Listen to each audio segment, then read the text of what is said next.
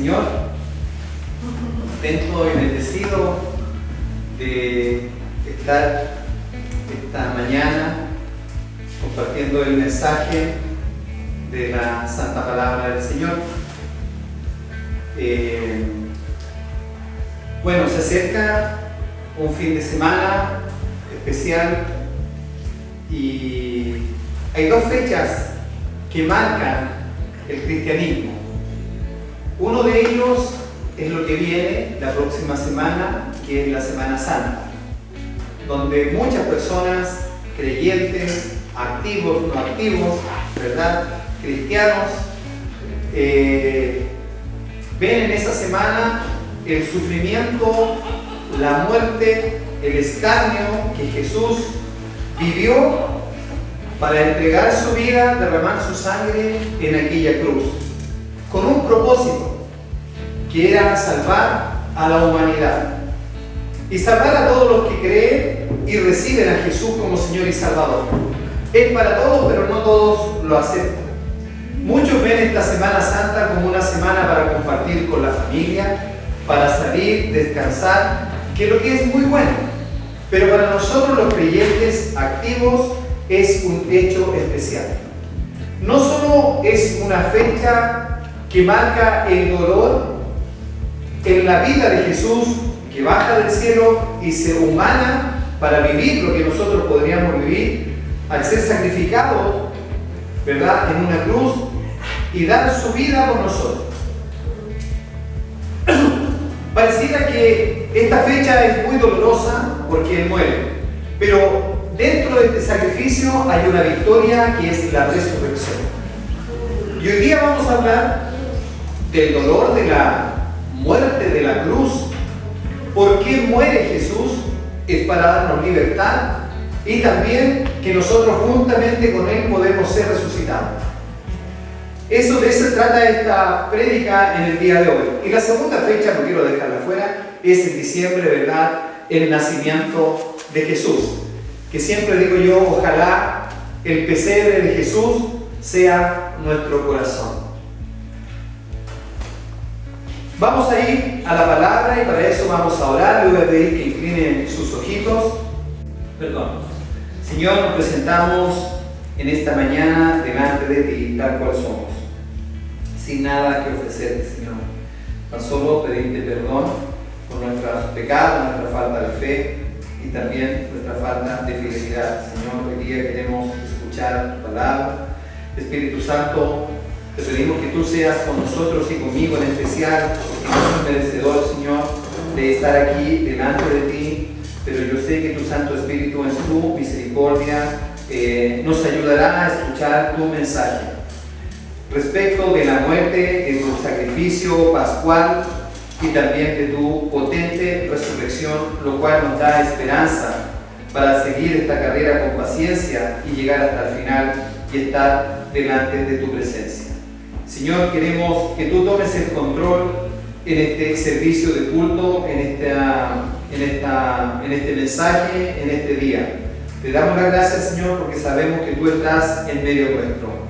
Todo esto te lo pedimos y te lo decimos en el amado y sagrado nombre de tu Hijo Jesucristo, nuestro Señor y Salvador. Amén y amén.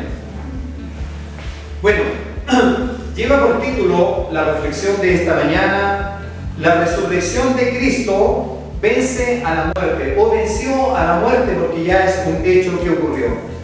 Y Pablo nos va a llevar por un camino. Le voy a pedir que busque ahí en su Biblia, que ya veo que la tiene en sus manos, en Romanos 6, del 1 al 18, para que me acompañe. Le damos la bienvenida a nuestra hermana Nancy, estamos contentos de verla. Qué bueno que pudo venir hoy. Romanos 6, del 1 al 18. Pablo explica en este pasaje de Romanos, que lo hemos estado estudiando, cómo Cristo, al resucitar de entre los muertos, se convierte y se convirtió en el libertador que nos hace libres de la esclavitud del pecado. Y vamos a leer lo que nos dice la palabra. Romanos 6, del 1 en adelante. ¿Qué pues diremos? ¿Perseveraremos en el pecado para que la gracia abunde? En ninguna manera, porque los que hemos muerto al pecado, ¿cómo viviremos aún en él? ¿O no sabéis que todos los que hemos sido bautizados en Cristo Jesús hemos sido bautizados en su muerte? Porque somos sepultados juntamente con él para muerte por el bautismo, a fin de que, como Cristo resucitó de los muertos, por la gloria del Padre, así también nosotros andemos en nueva vida. Porque si fuimos plantados juntamente con él en la semejanza de su muerte, así también lo seremos en la de su resurrección. Sabiendo esto, que nuestro viejo hombre fue crucificado juntamente con él, para que el cuerpo del pecado sea destruido, a fin de que no sirvamos más al pecado. Porque el que ha muerto ha sido justificado del pecado.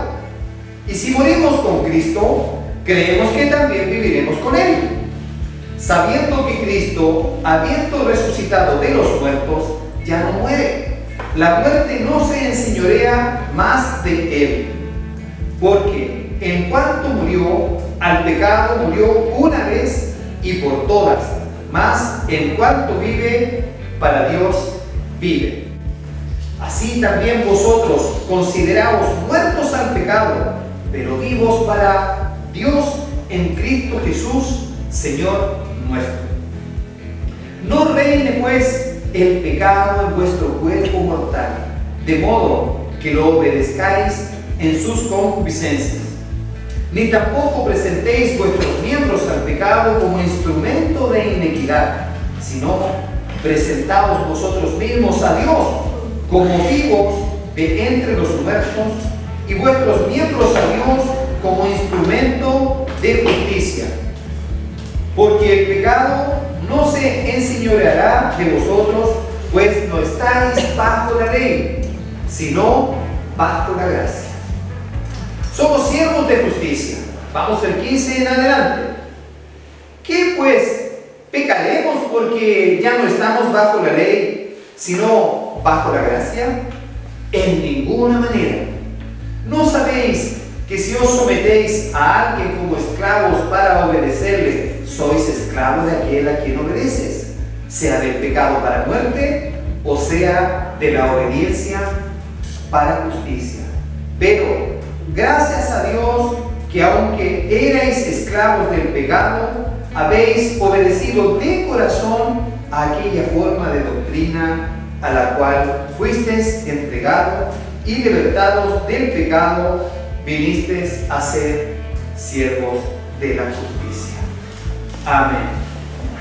Largo, pero potente y poderosa porción de Pablo, donde nos muestra cuál fue la razón, la causa y las consecuencias de la muerte de Jesucristo en aquella cruz. Pablo nos habla en este pasaje, cómo Cristo, al resucitar de entre los muertos, se convierte en nuestro libertador, que nos hace libres de la esclavitud del pecado. ¿Verdad? Dice que ya no podemos servir más al pecado porque somos criaturas nuevas. Y eso es importante, de que nosotros sepamos, entendamos, de que hubo un sacrificio pascual para que nosotros tengamos nueva vida. Dios mismo manda a su Hijo unigénito, su Hijo único, a morir en aquella cruz, y Él, en forma voluntaria, sin abrir su boca en el juicio, va a esa cruz y entrega su vida, derrama su sangre en aquel madero para perdón de pecados. Él carga con todo nuestro pecado para que Él sea el sacrificio y nos pueda liberar a nosotros. Pero esa es una parte de este tremendo milagro. La parte más importante es que dice que Él resucitó de la muerte. Es la única persona que ha resucitado de la muerte. Por lo tanto, nos lleva este mensaje que si el pecado nuestro murió con Él, ya no puede resucitar el pecado en nosotros. Que como decía mi hermano Marcos, que Él lucha, y como todos también nosotros luchamos contra nuestras debilidades. Todos sabemos cuáles son nuestras debilidades, ¿verdad? Las conocemos perfectamente. Y a veces no solo una, a veces son más de una. Y así como logramos que el Señor nos ayude a aplacar, abren otras. Y el Señor también sigue trabajando a través del poder del Espíritu Santo. Entonces, vemos que el poder de la muerte sobre nosotros, tanto espiritual como físicamente, es destruido cuando ponemos nuestra fe en Jesucristo por su muerte expiatoria en aquella cruz y su triunfante resurrección después de 3 días. En el estudio el día jueves, mi hermana Anita decía que nos había justificado. ¿Y qué significa? Que Jesús muere delante del Padre por nosotros y Él nos justifica con su sacrificio pascual. Es como un juicio que Él presenta a nuestra defensa. Esto es maravilloso cuando nosotros lo podemos entender, porque a nosotros nos hace libre al entender la justificación. Nosotros por sí solos no nos podríamos defender de nuestros pecados delante del Padre. Pero va alguien que es nuestro abogado y se presenta delante del Padre, que es Jesús, y le dice que perdona nuestros pecados porque lo hemos recibido a Él. Nadie va al Padre si no es por medio de nuestro Señor Jesucristo. Es por eso que muchas personas dicen que tienen una relación con Dios, que conocen a Dios o que conocen de Dios, pero si no tienen una real comunión con Jesús y no lo han recibido como Señor y Salvador, es imposible porque está fuera de la palabra. El único que transforma nuestra mente para que se produzca un cambio en nosotros, muera el pecado y nazca esta nueva persona, es recibir a Jesús como nuestro Señor y Salvador. Y ahí se desarrolla nuestra fe. Y el Espíritu Santo empieza a obrar en nuestro corazón, en nuestro espíritu, y nos empieza a dar esta valentía, nos empieza a levantar los brazos para cruzar estas travesías de dolor, de tal vez soledad, de frustración, a veces de pérdida, ¿verdad? Porque nos baja la fe, porque tenemos la prueba, estamos en medio de la tormenta y decimos, ¿cuándo terminará esto? ¿Hasta cuándo tengo que sufrir esto? ¿O por qué a mí? Pero hoy día estamos mirando la cruz de Cristo, donde Él no abrió su boca y le dice al Padre, yo voy en forma voluntaria por mi iglesia, por nosotros, por usted y por mí. Entonces, el pecado ya no tiene ninguna autoridad sobre nosotros, ninguna autoridad real. Al creer nosotros en este sacrificio, nos tiene que empoderar y decir, ya no va más conmigo esta debilidad, esta incredulidad, yo sé que voy a salir, yo sé que esto lo va a cambiar, que hay un propósito del Señor en mí, y en un minuto esto va a pasar.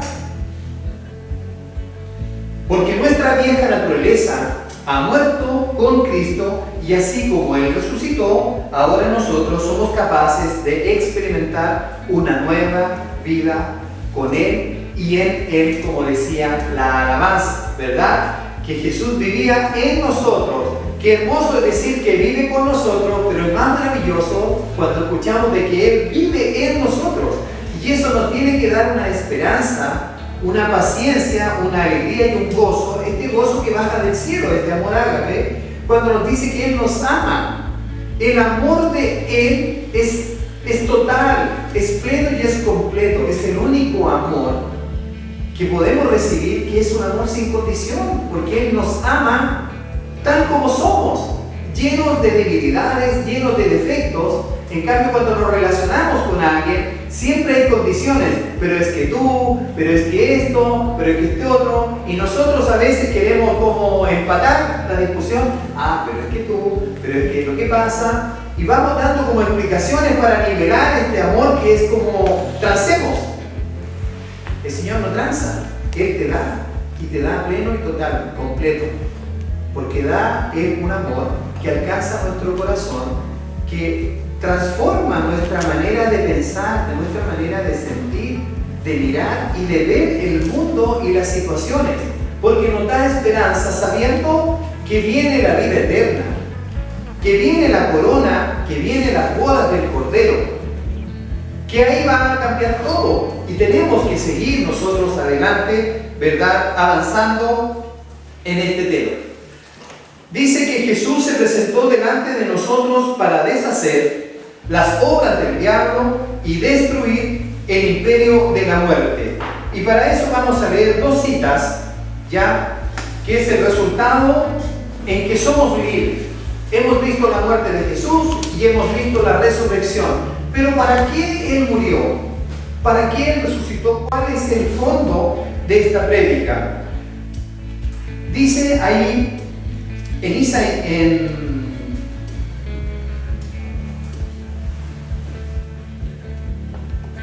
dice Isaías 61:1: el Espíritu de Jehová, el Señor, está sobre mí, porque me ungió Jehová, me ha enviado a predicar buenas nuevas a los abatidos, a vendar a los quebrantados de corazón, a publicar libertad a los cautivos y a los presos, apertura de la cárcel. El Señor quiere que nosotros seamos libres, y en la medida que nosotros seamos libres espiritualmente, vamos a ser libres carnalmente, y al ser libres espiritualmente, nosotros vamos a creer estas palabras para poder predicar a otras personas y invitarlas a que sean libres. Lucas 4:18 dice: el Espíritu del Señor está sobre mí. Presos. Muchas personas hoy día están cautivas de sus propias culpas. A mí me pasa esto porque yo hice esto. En la cárcel se da mucho eso. Ellos no pueden ser liberados hasta que no entregan su vida completamente a Jesús y lo reciben como Señor y Salvador, que es el momento que Él nos libera el Espíritu. Y una vez que libera el Espíritu, puede liberar nuestro cuerpo. Ya no soy pecador, ya estoy libre, el Señor pagó un precio en esa cruz y a mí me libera espiritualmente. Eso cambia mi manera de ser, de mirar el entorno y alegrarme con lo que tengo, feliz con la esposa que tengo, feliz con el esposo que tengo.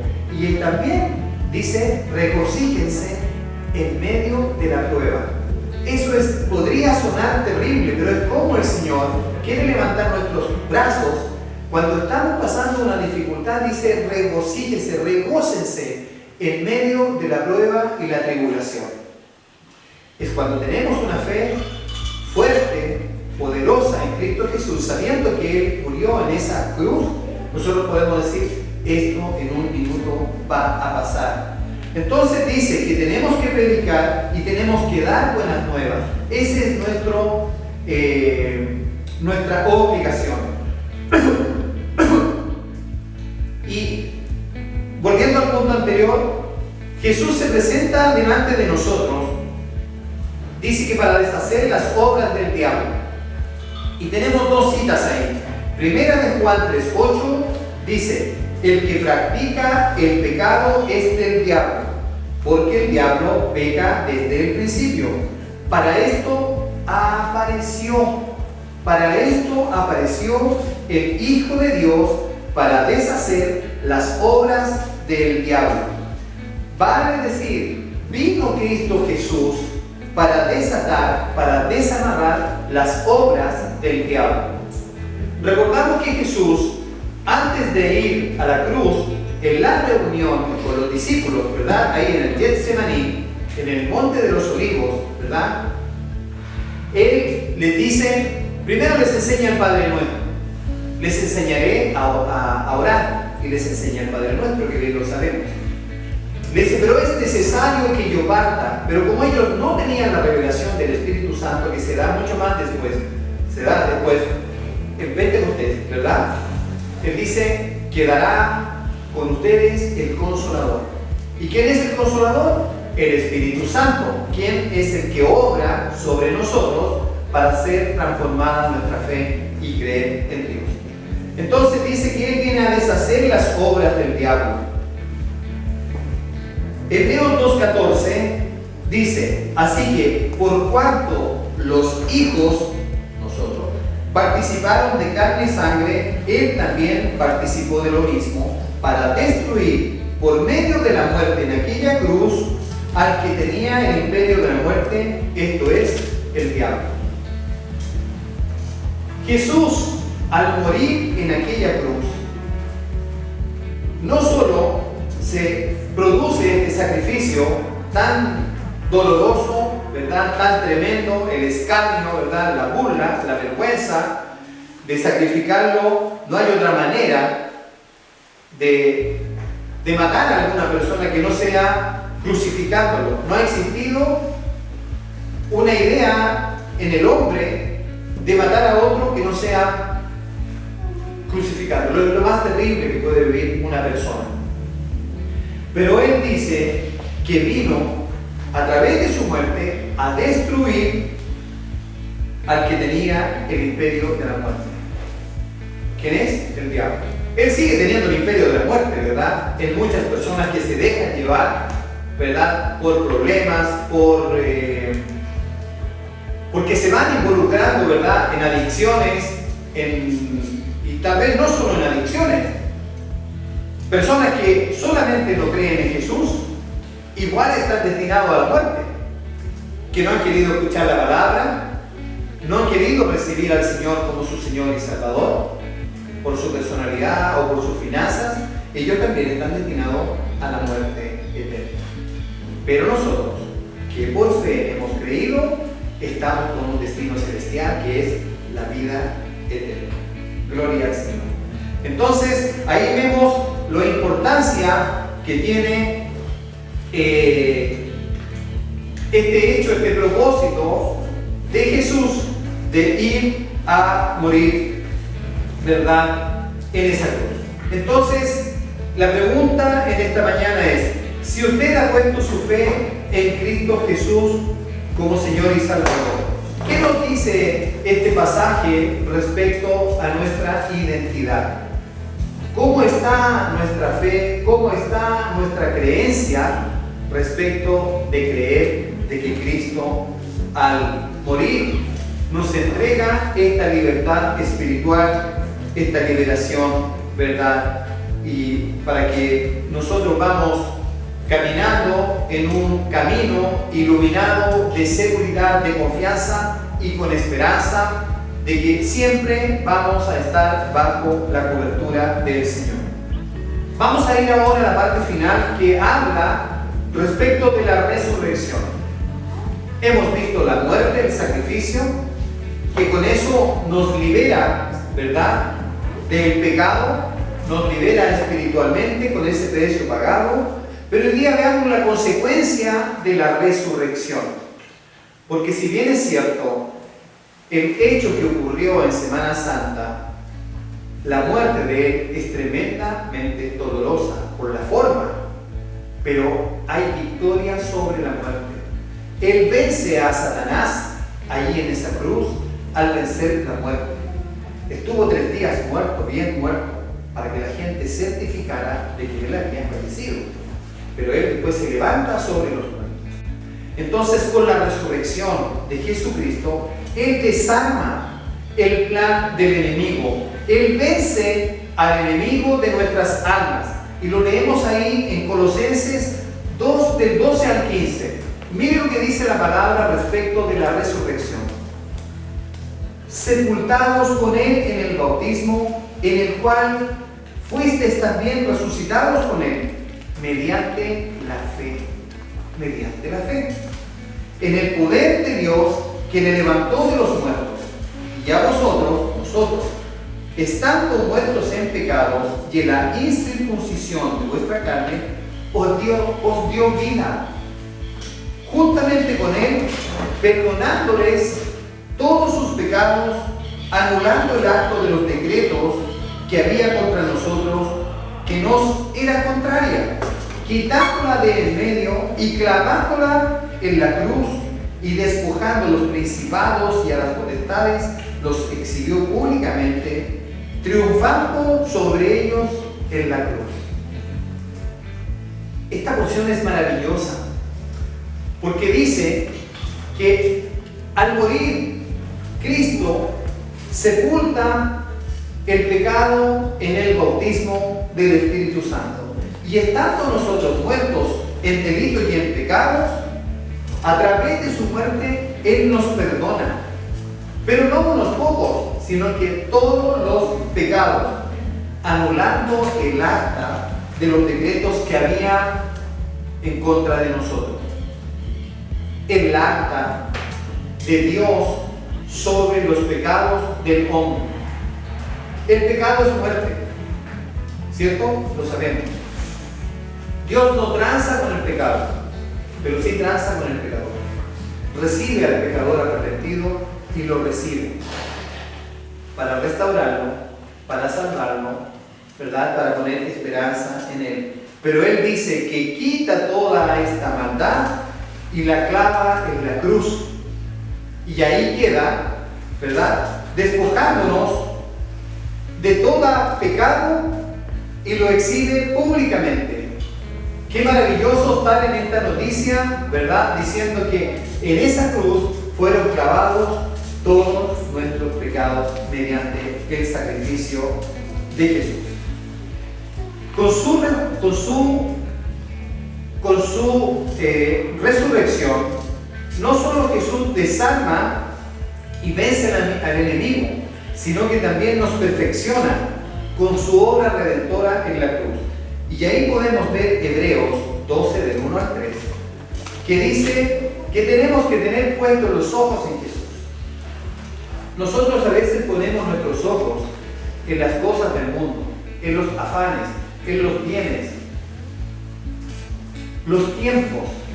Tenemos que preocuparnos y ocuparnos de usar bien los tiempos para alimentar nuestra alma, nuestro espíritu, para que el Señor haga la obra en nosotros. Tenemos que tener la voluntad de querer ser cambiados, porque si nosotros no permitimos eso, el Señor no va a cambiar nuestro espíritu ni nuestras actitudes. Nosotros tenemos que ser dóciles, humildes, pero abiertos, permitiendo que el Espíritu de Dios entre en nosotros para entender y comprender lo que Él quiere hacer de nosotros. Y después vamos a mirar atrás y nos vamos a sentir agradecidos de su misericordia, de lo que el Señor está haciendo, y ahí vamos a entender que este camino sigue hasta el final, porque Él va terminando la obra. Dice que Él perfeccionará y terminará su obra en cada uno de nosotros, porque Él tiene planes y planes de bien. Entonces, mire lo que dice Hebreos 12, 1 al 3. Puesto los ojos en Jesús. Por tanto, nosotros también, teniendo en derredor nuestro tan grande nube de testigos, despojémonos de todo peso y del pecado que nos asedia, y corramos con paciencia la carrera que tenemos por delante. Cuando habla de esta gran nube de testigos, está hablando de las personas que ya partieron antes.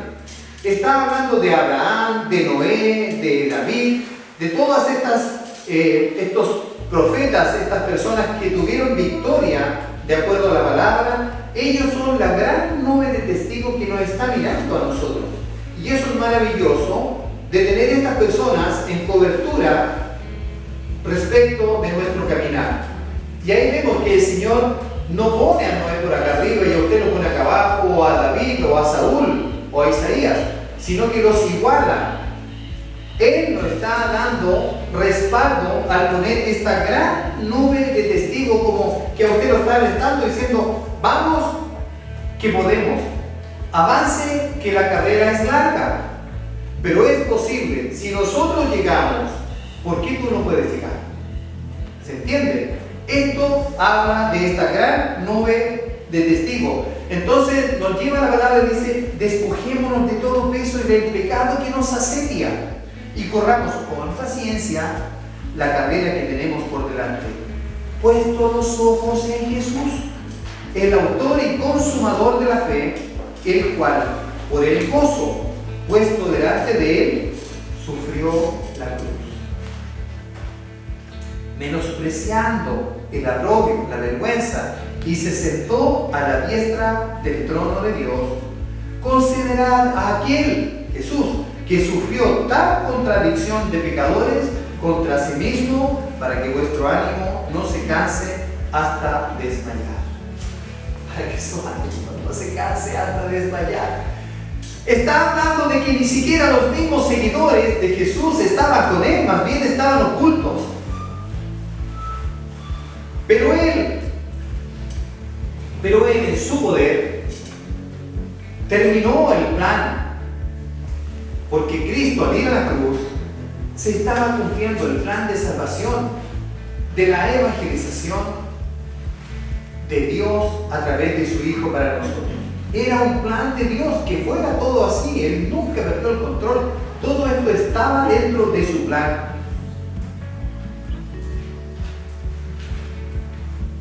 La resurrección de Jesucristo ilumina el camino que nos llevará a nosotros, a nuestro hogar verdadero y eterno con Dios.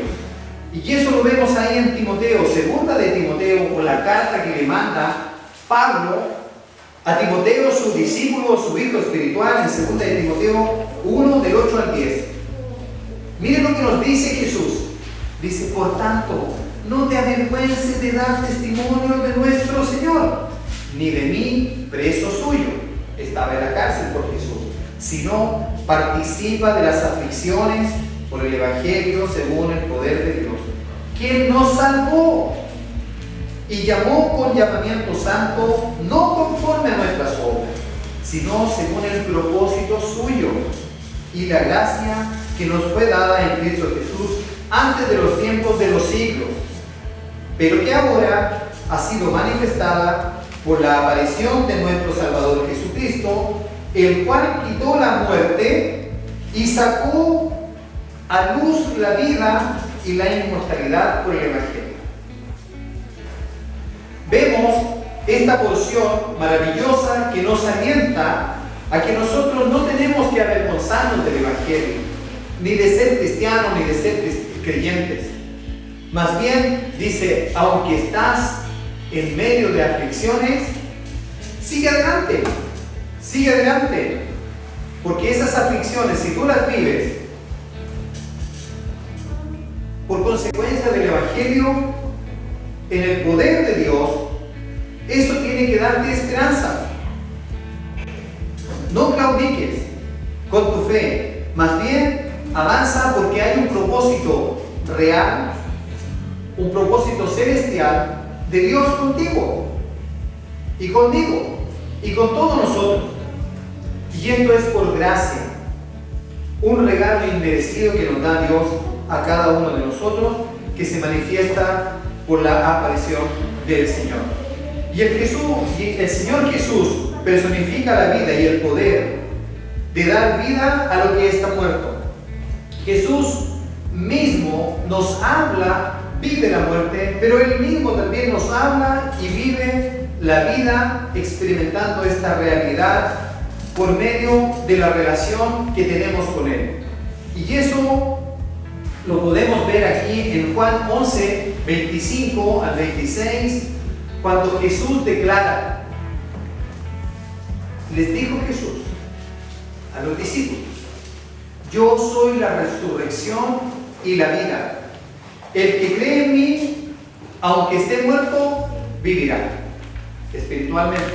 El que cree en mí, por fe. Y todo aquel que vive y cree en mí, no morirá eternamente. ¿Crees esto? Jesús nos pregunta: ¿crees esto?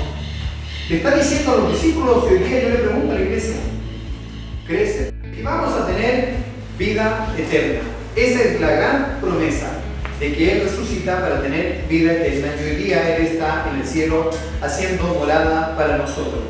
Y terminamos con la gracia de Dios, este regalo inmerecido que Él nos da, que no lo merecemos, pero Él en su misericordia permanente, eterna, duradera, nos regala el perdón de pecados.